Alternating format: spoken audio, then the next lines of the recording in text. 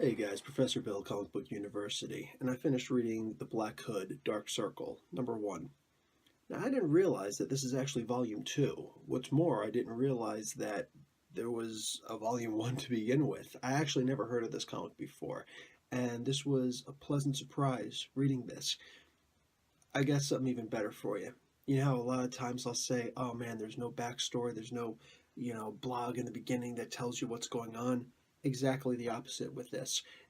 I don't need to read the first volume in order to. I want to go back and read the first volume now, but I don't need to because this gives you everything that you need.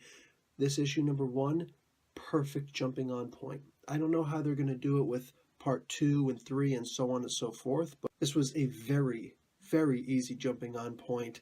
There's absolutely no reason to read the backstories unless you're genuinely interested in it, and I think that this story alone will give you reason to go back and look for those back issues. This is a story from Dark Circle Comics. Maybe there's something here that I don't fully get, but it seems to me like there are no superpowers with the Black Hood, not on the good guy's side or the bad guy's side.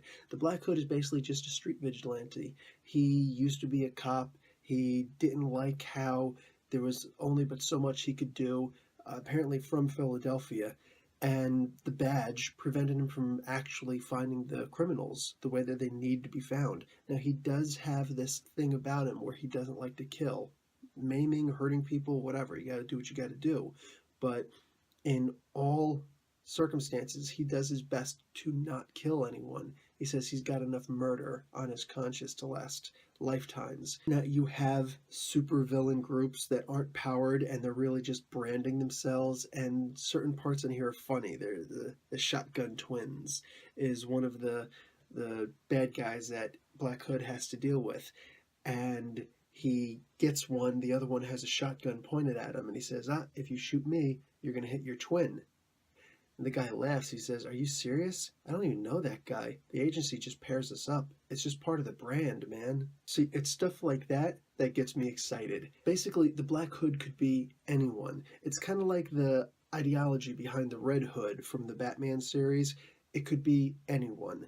Except here, unlike Batman, where there's these people who don't have any superpowers, but no human being could possibly tolerate any of that nonsense they go on. One single mission that Batman goes on would kill any normal human being. Here, these are actual, regular, normal human beings. When they get shot, there are consequences to being shot. When they get into a fist fight, there are consequences, long lasting, to being in that fist fight. And it's really good stuff. There's a opening story here that had me kind of wondering why. A guy on an open highway, the Shotgun Twins come up and they want to take this guy out to send a message, don't mess with Enrique, even though the guy suddenly pays right away. But, point has to be made, so they're about to kill him. Black Hood comes out of nowhere and beats these two guys up. Here's a question. The Black Hood, how did he have known this? This was on a highway. And meanwhile, where he is, it doesn't explain anything. How could he have possibly known that this was going to happen? And yet somehow it happens. Okay, later on in the comic, they fully explain how it happened, and it's genius. This is the kind of stuff Dark Circle Comics is not relying on superpowers to explain anything. If this were a Marvel or a DC comic, hey man, it'd be easy to explain this sort of thing. Intel and all these different things. No. In reality, this information was planted because it's a way of outing the Black Hood, because there's this guy called the Nobody who considers the Black Hood a loose end, and the Nobody likes to tie up loose ends.